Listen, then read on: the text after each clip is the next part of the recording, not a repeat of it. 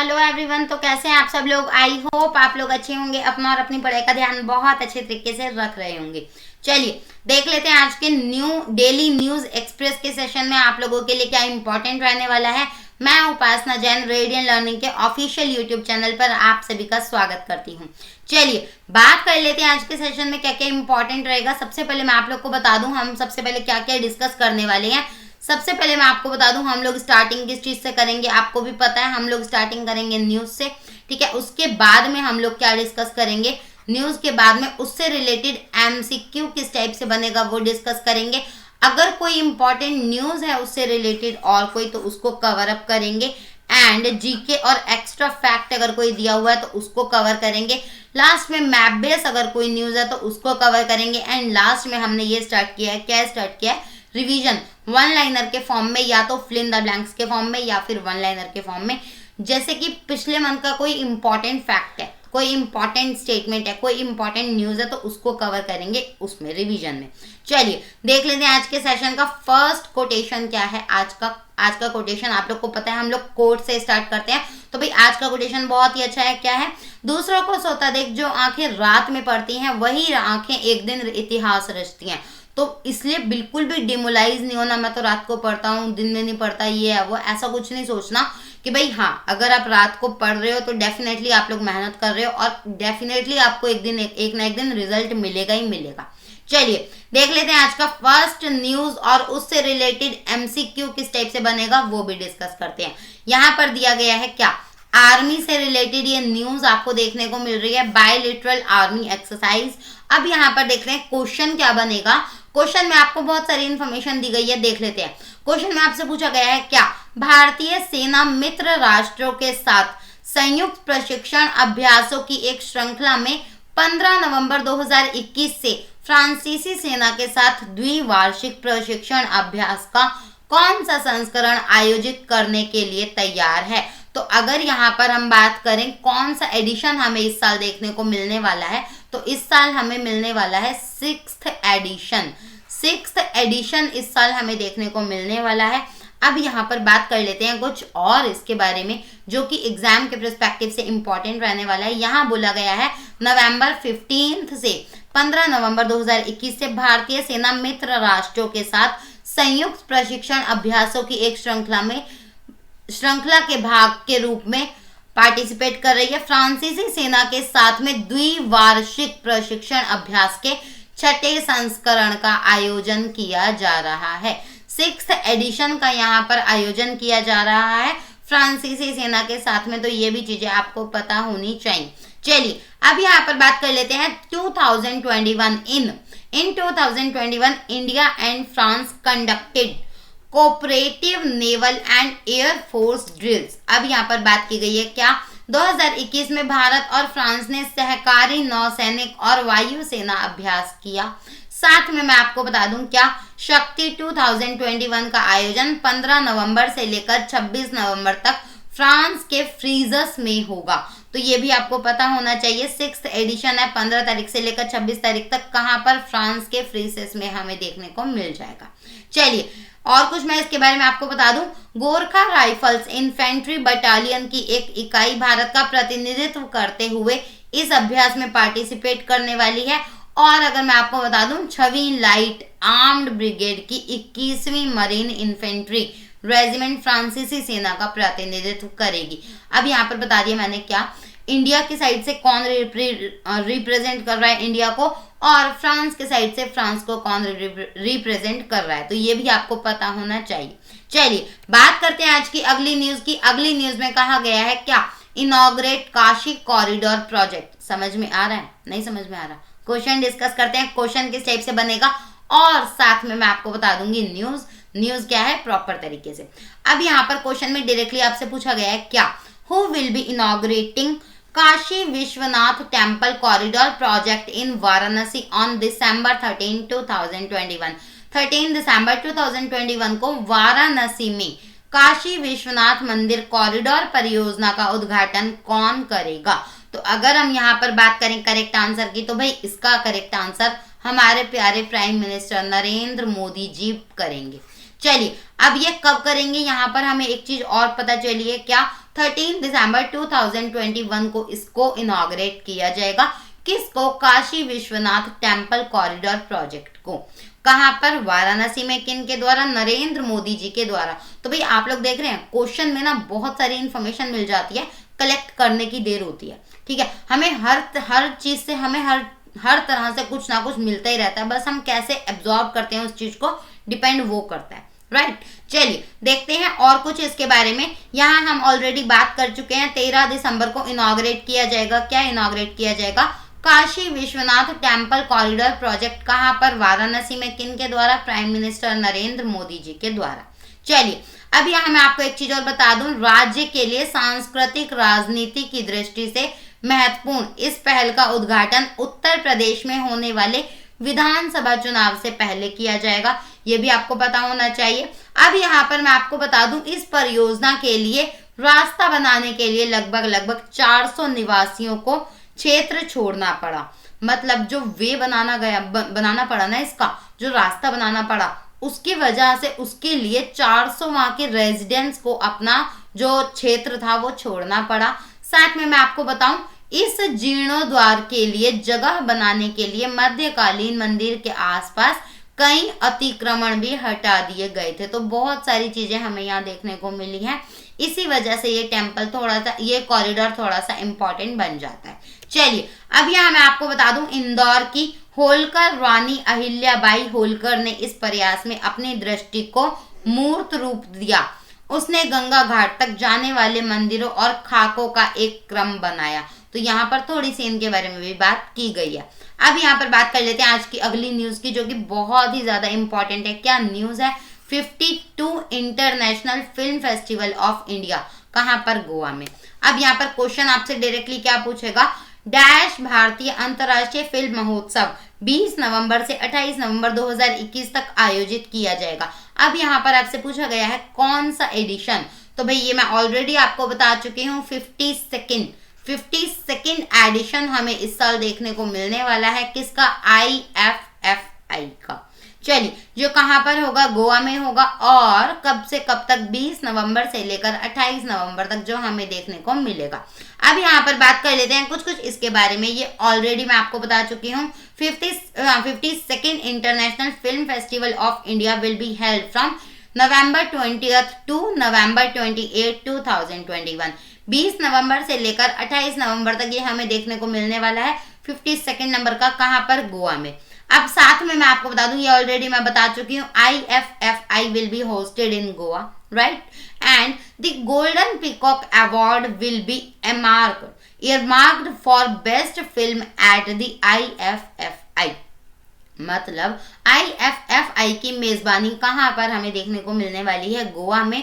और IFFI में सर्वश्रेष्ठ फिल्म के लिए गोल्डन पीकॉक पुरस्कार भी दिया जाएगा।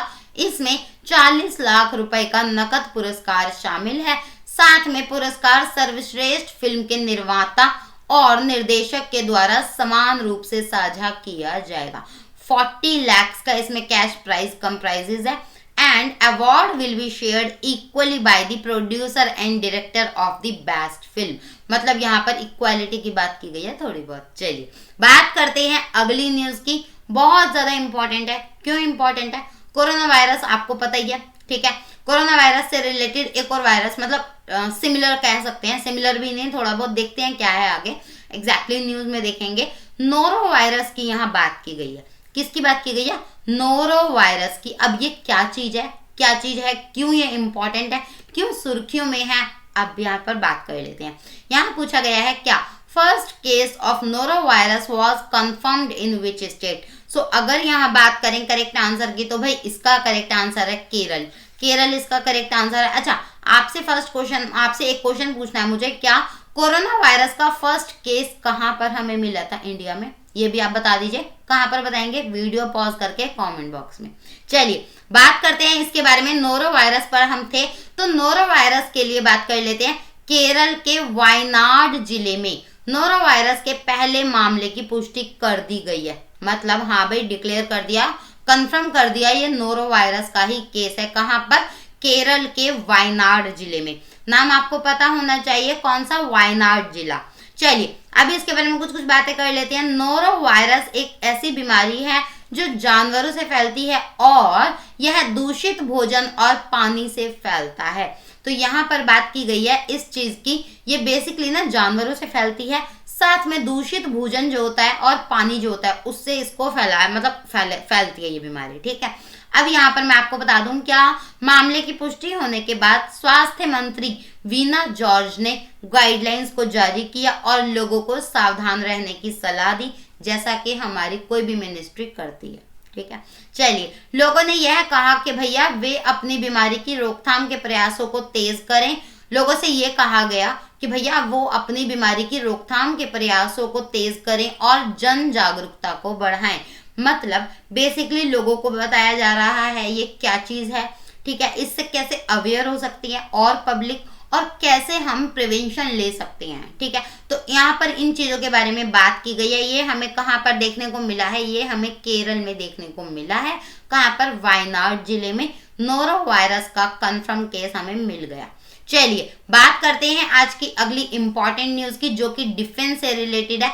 अच्छा, डिफेंस से रिलेटेड है तो मुझे याद आया एनडीए का एग्जाम था आप लोगों का, ठीक है। अगर आप लोगों में से किसी ने एंट्रेंस एग्जाम एनडीए का दिया था ना, तो प्लीज करके मुझे बताइएगा कमेंट बॉक्स में, ठीक है।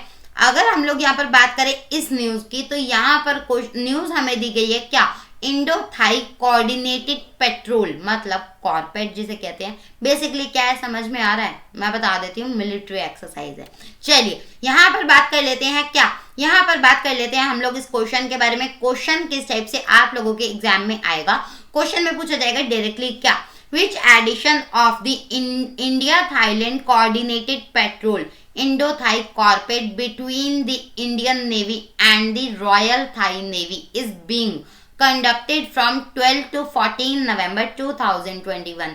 मतलब भारतीय नौसेना और रॉयल थाई सेना के बीच भारत थाईलैंड समन्वित गश्ती का कौन सा संस्करण 12 से 14 नवंबर 2021 से आयोजित किया जा रहा है। तो भाई यहाँ हम बात करें करेक्ट आंसर की, तो भाई इसका करेक्ट आंसर है 32nd एडिशन, 32वां एडिशन हमें इस साल देखने को मिला, जो कि कब से कब तक चलने वाला है, 12 से लेकर 14 तारीख तक जो चला था। चलिए अब यहाँ पर बात कर लेते हैं, प्रॉपर तरीके से ओवरव्यू ले लेते हैं। एज ऑलरेडी मैं आपको बता चुकी हूँ क्या, 12 से लेकर 14 नवंबर तक भारतीय नौसेना और रॉयल थाई सेना Bharat Thailand coordinated patrol Indo Thai CORPAT के 32वें संस्करण का संचालन किया। आज कौन सी डेट है, सबको पता ही आज कौन सी डेट है भाई, आज है 15 नवंबर, तो ये 12 तारीख से लेकर 14 तारीख तक चला था। चलिए 32वां एडिशन था इसका। अब यहाँ पर बात कर लेते हैं कुछ इसके बारे में। कॉर्पेट में भारतीय नौसेना जहाज करमुक भारत में निर्मित एक मिसाइल कॉर्बेट और महामहिम का थाईलैंड जहाज, यहाँ पर बात की गई है महामहिम का थाईलैंड जहाज, थाईलैंड में निर्मित एक Khamronsin class anti submarine patrol craft, साथ ही दोनों नौसेनाओं के समुद्री गश्ती विमान इसमें इंक्लूड हैं। तो कौन कौन से आईएनएस इसमें इंक्लूड है ये भी मैंने आपको बता दिया।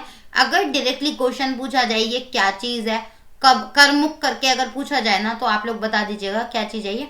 मैं आपको बता देती हूँ, फिर से हाईलाइट कर देती हूँ, यहाँ पर आईएनएस है ये। करमुख क्या है, आईएनएस हमें देखने को मिल जाता है, ठीक है, इंडिया से रिलेटेड है, इंडिया का आईएनएस है। अब यहाँ पर बात कर लेते हैं आज की अगली न्यूज की, ये है अपॉइंटमेंट से रिलेटेड। यहाँ पर पूछा गया है क्या, x CBDT chief PC Modi made Rajya Sabha secretary general, क्या है ये, क्या न्यूज है, डिस्कस करते हैं आगे के स्लाइड में। क्वेश्चन ही आपको मिल जाएगा स्टेटमेंट वाला। अच्छा, स्टेटमेंट वाले क्वेश्चन के बारे में मैं आपको थोड़ा सा बता दूं, या तो एक स्टेटमेंट करेक्ट होगी या फिर एक स्टेटमेंट रॉन्ग होगी, या फिर दोनों स्टेटमेंट करेक्ट होंगी या फिर दोनों स्टेटमेंट्स रॉन्ग होंगी। तो इस टाइप से क्वेश्चन पूछा जा सकता है। अगर आप लोगों ने एनडीए का एग्जाम दिया है कल, तो भाई आप लोगों को पता होगा स्टेटमेंट वाले क्वेश्चन एनडीए के एग्जाम्स में भी पूछे जाते हैं। अब यहाँ पर बात कर लेते हैं आज के फर्स्ट स्टेटमेंट की, इस क्वेश्चन की। तो फर्स्ट स्टेटमेंट में बताया गया है क्या, 1982 बैच के सेवानिवृत्त आईआरएस अधिकारी और केंद्रीय प्रत्यक्ष कर बोर्ड के पूर्व अध्यक्ष कौन, प्रमोद चंद मोदी को पीपीके रामचरालू की जगह राज्यसभा का नया महासचिव नियुक्त किया गया। भाई ठीक है या गलत है बता देंगे आगे के स्लाइड में। अब सेकंड स्टेटमेंट देखते हैं। सेकंड स्टेटमेंट में कहा गया है, इस बीच रामाचालू को 1 साल के कार्यकाल के लिए सलाहकार के रूप में फिर से नियुक्त किया गया। तो भाई देख लेते हैं इसका करेक्ट आंसर। तो इसका करेक्ट आंसर है both statements are correct. Both statements are correct. दोनों ही स्टेटमेंट्स करेक्ट हैं। अब यहाँ पर बात कर लेते हैं इसके बारे में कुछ। ये ऑलरेडी हम बात कर चुके हैं इस वाले स्टेटमेंट की। 1982 बैच के IRS मतलब ये IRS अधिकारी हैं 1982 बैच के, और केंद्रीय प्रत्यक्ष कर बोर्ड के पूर्व प्रमुख प्रमोद चंद मोदी को पीपीके रामचरालू की जगह राज्यसभा का नया महासचिव बना दिया गया है। अब यहाँ पर बात कर लेते हैं कुछ और इसके बारे में। इस बीच रामचरालू को 1 साल के सलाहकार के रूप में फिर से नियुक्त किया गया है। बहुत अच्छी बात है। साथ में मैं आपको बता दूं राज्यसभा सचिवालय में रामचरालू को सलाहकार नियुक्त कर दिया गया है। अब यहाँ पर बात कर लेते हैं अगली इंपॉर्टेंट न्यूज की, जो कि रिलेटेड है किससे, अपॉइंटमेंट से, जो कि रिलेटेड है अपॉइंटमेंट से। अब यहाँ पर देख लेते हैं क्वेश्चन क्या बनेगा। International law commission was founded in which year. अब यहाँ आपसे डायरेक्टली पूछा गया है, क्या स्टैटिक क्वेश्चन है प्रॉपर तरीके से, अंतरराष्ट्रीय विधि आयोग की स्थापना किस वर्ष में की गई थी। तो भाई इसका करेक्ट आंसर है 1947। 1947 में इसकी स्थापना की गई थी।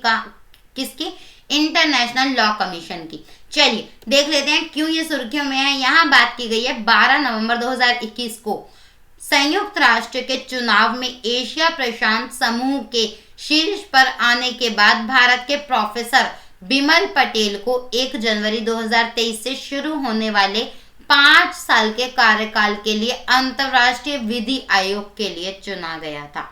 मतलब प्रोफेसर बिमल पटेल जो हैं उनको he was elected to the International Law Commission for a 5-year term beginning January 1st, 2023 after coming out on the top of Asia Pacific Group in United Nations election on 12 नवंबर। यहाँ पर बात की गई है किन के बारे में, बिमल पटेल जी के बारे में, जिनको इलेक्ट किया गया है इंटरनेशनल लॉ कमीशन के लिए 5 सालों के टर्म के लिए। चलिए बात करते हैं कुछ और इनके बारे में। पटेल भारत के राष्ट्रीय सुरक्षा सलाहकार बोर्ड के सदस्य और राष्ट्रीय रक्षा विश्वविद्यालय के कुलपति भी हैं, और उन्होंने पटेल ने संयुक्त राष्ट्र महासभा में उपस्थित और मतदान करने वाले 192 सदस्यों में से 163 मत प्राप्त किए। तो ये बहुत ही ज्यादा हाई प्रायोरिटी वाली वोटिंग मिली है उनको, बहुत अच्छे वोटों से ये जीते हैं। साथ में मैं आपको बता दूं जिससे उन्हें एशिया प्रशांत समूह के लिए पहले स्थान पर रखा गया। साथ में यहाँ पर आपको एक चीज और पता चलती है, क्या, संयुक्त राष्ट्र महासभा में 192 मेंबर्स हैं टोटल। ये भी आपको थोड़ा सा पता होना चाहिए। चलिए बात करते हैं आज के अगले न्यूज की। बहुत ज्यादा इंपॉर्टेंट न्यूज है। क्या न्यूज है, झारखंड के बारे में। ठीक है, झारखंड के बारे में न्यूज है। और क्या न्यूज है, झारखंड फाउंडेशन डे की यहाँ पर बात हो रही है। कब ऑब्जर्व किया जाता है आप सभी को पता है। अब यहाँ पर बात कर लेते हैं, Jharkhand was formed in which year. Jharkhand का गठन किस वर्ष हुआ था। तो ये आपको पता होना चाहिए 2000। कौन से डेट में, ये भी आपको पता होना चाहिए, आगे डिस्कस कर लेंगे। 2000 of 15th November, as already I told you, अभी मैंने आपको बता दिया 15 नवंबर 2000, 15 नवंबर 2000 को इसका फॉर्म हुआ था। अब यहाँ पर ये कैसे कैसे बना था, क्या क्या था इसमें, मैं आपको बता देती हूँ। पूर्वी भारत का झारखंड एक राज्य है, आप सभी को पता है। बिहार टू द नॉर्थ, मतलब उत्तर में बिहार है। ठीक है, Uttar Pradesh to the north west, location की बात कर रहे हैं हम लोग। ठीक है, Uttar Pradesh to the north west. And Chhattisgarh की बात करें तो Chhattisgarh to the west, Orissa की बात करें तो Orissa to the south, and West Bengal की बात करें तो West Bengal to the east. All share the states borders, ये सारे स्टेट्स के बॉर्डर मिलते हैं झारखंड से। अब यहाँ पर मैं आपको थोड़ा थोड़ा और ओवरव्यू दे दूं। नॉर्थ से बिहार, ठीक है, नॉर्थ वेस्ट से उत्तर प्रदेश, छत्तीसगढ़ वेस्ट से, साउथ से उड़ीसा और ईस्ट से वेस्ट बंगाल मिला के बनता है। बीच में इन सब चीजों के, इन सब स्टेट्स के बीच में मिलता है हमें झारखंड। चलिए अब यहाँ थोड़ा थोड़ा मैं आपको बता दूं, इसमें 79,710 वर्ग किलोमीटर शामिल है। जो इसका एरिया है ना वो ये है। एंड यह संयुक्त राज्य अमेरिका में 14वां सबसे अधिक आबादी वाला और 15वां सबसे अधिक आबादी वाला राज्य है। आधिकारिक तौर पर हिंदी राज्य की भाषा बताई जाती है। चलिए, it's capital is Ranchi. Ranchi इसकी कैपिटल है। रांची से कौन सा स्पोर्ट्स प्लेयर बहुत ज्यादा फेमस है, कमेंट बॉक्स में बता दीजिएगा। मेरे तो फेवरेट प्लेयर है वही, ठीक है। चलिए, it's capital is Ranchi and while it's सब कैपिटल इज दुमका। मतलब यहाँ बात की गई है सब कैपिटल की भी और कैपिटल की भी। कैपिटल है रांची और सब कैपिटल कौन सी है, सब कैपिटल है दुमका। चलिए, यहाँ मैं आपको बता दूं एक और चीज, वर्ष 2000 में, वर्ष 2000 में राज्य का गठन उस भूमि से किया गया था जो पहले बिहार का हिस्सा था। ये आपको पता है। सेपरेट कौन से स्टेट से हमें देखने को मिला है, इसका सेपरेट हमें देखने को मिला है बेसिकली बिहार से, ठीक है। बिहार का सेपरेशन हुआ किसके साथ में, झारखंड के साथ में, तो ये आपको पता ही होगा ऑलरेडी। चलिए बात कर लेते हैं आज की अगली न्यूज की। यहाँ पर बात की गई है India first museum on earth sciences to be set up. मतलब इंडिया का फर्स्ट म्यूजियम सेट हो रहा है, ठीक है, ऑन अर्थ साइंसेज पर। ये आपको पता होना चाहिए। अब यहाँ पर बात करते हैं क्वेश्चन क्या बनेगा डायरेक्टली। मैम क्वेश्चन क्या आएगा एग्जाम में वो बताइए। चलिए बात करते हैं। The Indian museum of earth will be launched in which state. Directly आपसे पूछा जाएगा, क्या क्वेश्चन पूछा जाएगा कि भाई जो Indian museum of earth science है वो कहाँ पर लॉन्च किया जाएगा। इट मीन्स कौन से स्टेट में इसको लॉन्च किया जाएगा। तो भाई अगर मैं करेक्ट आंसर आपको बता दूं तो यूपी, जी हाँ, उत्तर प्रदेश में इसको लॉन्च किया जाने वाला है। अब यहाँ पर देख लेते हैं कुछ इसके बारे में। Uttar Pradesh will soon have the country's first museum dedicated to earth. मतलब यहाँ पर बात की गई है उत्तर प्रदेश के बारे में। उत्तर प्रदेश में जल्द ही पृथ्वी को समर्पित देश का पहला संग्रहालय होगा जिसका उपयुक्त नाम the Indian museum of earth होगा, ठीक है। और यह एक विश्व स्तरीय प्रतिष्ठित संग्रहालय होगा जिसमें पुरा विज्ञान, भूविज्ञान, साथ में यहाँ पर बहुत सारी चीजों का संग्रह भी किया जाएगा, ठीक है। और बहुत ही ज्यादा ये इंपॉर्टेंट रहने वाला है ज्योग्राफिकल पॉइंट ऑफ व्यू से और साइंटिफिक पॉइंट ऑफ व्यू से। ये दोनों तरीके से बहुत ज्यादा इंपॉर्टेंट रहने वाला है। उत्तर प्रदेश में इसको लॉन्च किया जाएगा। चलिए देख लेते हैं आज की लास्ट न्यूज। लास्ट न्यूज की बात करें तो यहाँ पर पूछा गया है क्या women's cricket to make its debut Commonwealth Games with India. अब यहाँ पर क्वेश्चन क्या बनेगा, क्वेश्चन में आपसे डायरेक्ट पूछेगा क्या the first matches for the Birmingham dash Commonwealth Games have been announced. मतलब बर्मिंघम डैश राष्ट्रमंडल खेलों के पहले मैचों की घोषणा कर दी गई है। तो यहाँ पर कौन से ईयर की बात की गई है, तो भाई इसका करेक्ट आंसर है 2022। 2022 इसका करेक्ट आंसर बन जाता है। अब यहाँ पर देख लेते हैं इसके बारे में कुछ। बर्मिंघम 2022 की घोषणा कर दी गई है। अब यहाँ पर देखते हैं कुछ इसके बारे में। बर्मिंघम 2022 के लिए पहले राष्ट्रमंडल खेलों के मैचों की पुष्टि कर दी गई है। साथ में मैं आपको बता दूं क्या T20 प्रारूप पहली बार महिला क्रिकेट ने राष्ट्रमंडल खेलों में भाग ले लिया है, ठीक है। तो यहाँ पर बात की गई है इन चीजों के बारे में। चलिए बात करते हैं कुछ और। क्रिकेट को आखिरी बार 1998 में कुआलालंपुर में मल्टी स्पोर्ट इवेंट में दिखाया गया था। साथ में 29 जुलाई से 7 अगस्त तक एजबेस्टन स्टेडियम महिला क्रिकेट T20 प्रतियोगिता की मेजबानी करने वाला है। चलिए, जिसमें 7 अगस्त को कांस्य और स्वर्ण पदक के मैच होंगे। चलिए ये भी आपको पता होना चाहिए। अब यहाँ पर देख लेते हैं हम लोग क्या most important part of the video. MCQs के फॉर्म में तो नहीं, एमसीक्यूज हम ऑलरेडी कवर कर चुके हैं, ठीक है। अब यहाँ पर देखेंगे रिवीजन के मोड में वन लाइनर, या तो फिर हम देखेंगे इसको फिल इन द ब्लैंक्स के फॉर्म में, ठीक है, या फिर वन लाइनर के फॉर्म में। चलिए डिस्कस करते हैं 10 वन लाइनर रिवीजन के फॉर्म में। यहाँ पर हमने बात करी थी क्या 100 से अधिक वर्षों के बाद मां अन्नपूर्णा की चोरी हुई मूर्ति कनाडा से यूपी लौटी। कहां पर इसको स्थापित किया गया, इसको स्थापित किया गया वाराणसी में। कहाँ पर? काशी विश्वनाथ मंदिर में। क्योंकि यहाँ पर वाराणसी की बात हो रही है इसीलिए इस टाइप के क्वेश्चन बनना लाजमी है। चलिए, which city is known as the golden triangle, मतलब स्वर्ण त्रिभुज के नाम से किन शहरों को जाना जाता है? तो ये आपको पता होना चाहिए, दिल्ली, आगरा और जयपुर। तीन शहरों को मतलब तीन शहरों को जाना जाता है गोल्डन ट्रायंगल के नाम से, दिल्ली, आगरा एंड जयपुर। चलिए, the national film awards are presented by dash and happen to be the highest honours in Indian cinema, मतलब राष्ट्रीय फिल्म पुरस्कार डैश द्वारा प्रस्तुत किए जाते हैं और भारतीय सिनेमा में सर्वोच्च सम्मान इनका होता है। तो किनके द्वारा इनको प्रेजेंट किया जाता है? द प्रेसिडेंट ऑफ इंडिया, हमारे प्यारे से प्रेसिडेंट के द्वारा इनको प्रस्तुत किया जाता है, जिसका भारतीय सिनेमा में सर्वोच्च सम्मान होता है।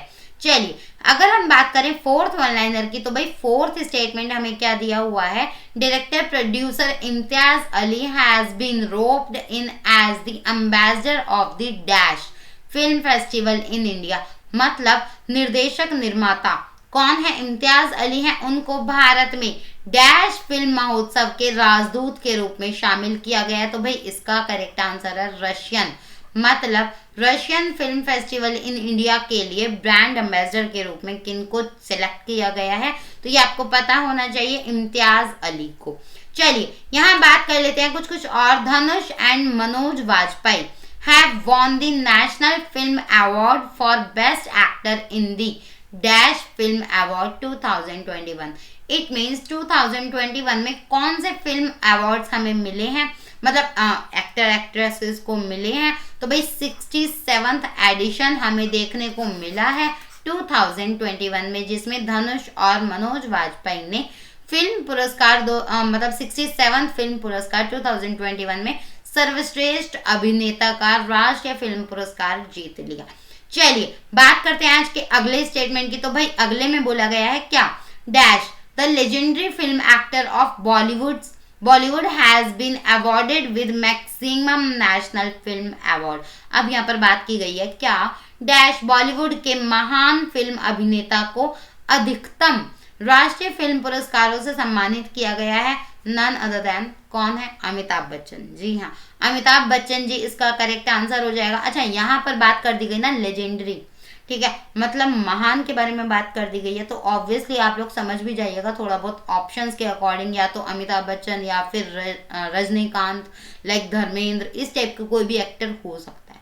ठीक है, यहाँ पर मतलब बहुत ज़्यादा चांसेस हाई चांसेस रहते हैं कि अमिताभ बच्चन ही इसका आंसर हो, और जैसा कि आपको बता भी रही हूँ मैं, अमिताभ बच्चन ही इसका करेक्ट आंसर भी है।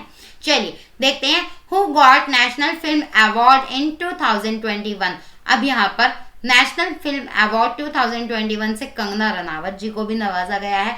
वो अभी हाल फिलहाल में सुर्खियों में भी रही थी। क्यों रही थी? उनको अभी हाल फिलहाल में एक और अवार्ड से नवाजा गया था। कमेंट बॉक्स में लिख दीजिएगा उस अवार्ड का नाम। चलिए, the first ever Hindi film that got the national film award was dash. कौन सी थी सबसे पहली, मतलब राष्ट्रीय फिल्म पुरस्कार पाने वाली पहली हिंदी फिल्म डैश थी। कौन सी थी? मिर्जा गालिब। मिर्जा गालिब सबसे फर्स्ट वाली मूवी थी जिसको नेशनल फिल्म अवार्ड दिया गया था। चलिए, अब यहाँ पर बात कर लेते हैं कुछ और। डैश जिसे चक हाउ भी कहा जाता है, गोरखपुर, टेराकोटा और कोविलपट्टी के कदलाई मित्तई में भौगोलिक संकेत टैग प्राप्त किया गया। मतलब यहाँ बात की गई है किसके बारे में? यहाँ बात की गई है GI टैग के बारे में। किसको मिला है? यहाँ पर बात की गई है ब्लैक राइस ऑफ मणिपुर, जिसको चक हाउ भी कहा जाता है। क्या कहा जाता है? अजीब सा नाम है, चक हाउ। चक हाउ भी जिसे कहा जाता है, ये कहाँ के हैं? मणिपुर के हैं, ब्लैक राइस। चलिए, ये भी आपको पता होना चाहिए। अच्छा, यहाँ पर बात की गई है एक और चीज के बारे में, a consignment of dash also referred to as king chili और भूत जोलोकिया। मतलब भूत जोलोकिया और किंग चिली के नाम से भी जिसको रेफर किया जाता है, उसको पहली बार लंदन में निर्यात किया गया। कहाँ से? नागालैंड से। चलिए, तो ये भी आपको पता होना चाहिए। राजा मिर्चा, राजा मिर्चा इसका करेक्ट आंसर होगा। इसको नागालैंड से जीआई टैग दिया गया है, जिसको हाल फिलहाल में एक्सपोर्ट किया गया है, कहां पर, लंदन में। चलिए, तो आज की वीडियो में हमने बहुत सारी न्यूज डिस्कस करी। आई होप चीजें सबको समझ में आई होंगी। अगर कोई भी डाउट है तो आप लोग क्या करेंगे, तो आप लोग कमेंट बॉक्स में लिखेंगे, मैं आंसर करने का ट्राई करूंगी कमेंट बॉक्स में भी और अगले वीडियो में भी। अच्छा, एक चीज और मैं आपको बता देना चाहती हूँ भाई, क्या देखो, मैंने वीडियो के बीच बीच में ना, सेशन के बीच में मैंने वो 2-3 क्वेश्चन पूछे थे, ठीक है, तो उसका आंसर आप लोग को कमेंट बॉक्स में कैसे करना है मैं आपको बता देती हूँ। जैसे फर्स्ट क्वेश्चन जो पूछा था फर्स्ट लिखकर, सेकंड क्वेश्चन जो लिखा था सेकंड पूछा था सेकंड लिखकर, और थर्ड क्वेश्चन जो पूछा था वो थर्ड लिखकर आप लोग को इस टाइप से एक ही कमेंट में आंसर लिखना है, ठीक है। मैं चेक करूंगी, अगर आप लोग आंसर लिखेंगे ना तो स्क्रीनशॉट लेकर सबसे पहले मैं उन्हीं का नाम लूंगी। चलिए, देखते हैं कितने बच्चे आंसर लिखते हैं, देखते हैं कितने बच्चे आगे रहते हैं कंपटीशन में। चलिए, तो आज के लिए इतना ही। Thanks for watching this video. Have a good day, bye bye and take care.